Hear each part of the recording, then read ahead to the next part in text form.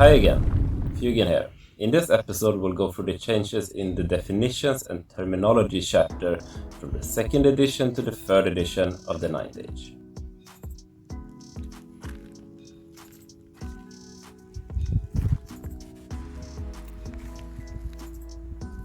The 3rd edition is still based around the 6-sided dice, or d6, and variation on this such as d3, 2d6, 3d6, 3+, minimized roll, maximized roll, re-rolls, and so on.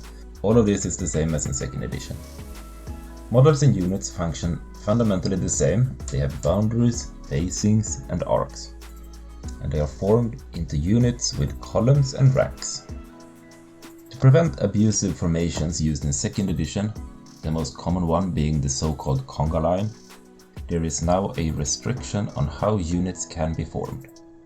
For a unit to be deeper than it is wide, it must have at least one proper rank. Proper rank is the same as what was previously called full rank. The line of sight rules remain the same, with the exception that 3rd edition has 5 different model heights, instead of the old categories standard, large, and gigantic. And in addition, the 3rd edition no longer uses the rules for towering presence or tall. Height is used for several things, including the number of models needed for a proper rank, the number of proper ranks needed to be steadfast, how many restricted attacks can be made, and how many dangerous terrain tests are rolled. For instance, a height 4 model rolls 4 dice for dangerous terrain, while a height 2 model rolls 2 dice. The notable change here is that this means that height 2 models, such as a typical knight on a horse, can now make 2 supporting attacks. We have also made some changes in the characteristic profile. Advance and march have been replaced with charge and mobility, respectively. Charge is used only for charge moves, while mobility is used for other types of moves. For further details you can check the charge or the movement phase episodes.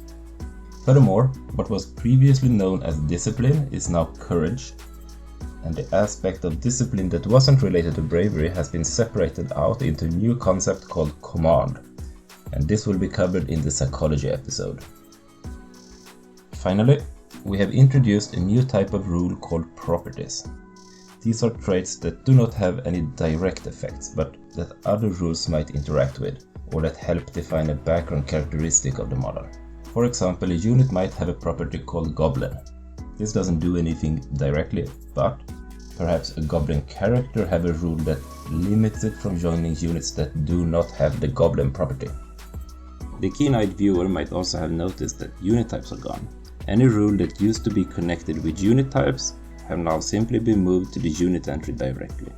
And that wraps up this episode. Thank you for watching. Stay tuned for the next episode where we will be exploring the changes to attacks.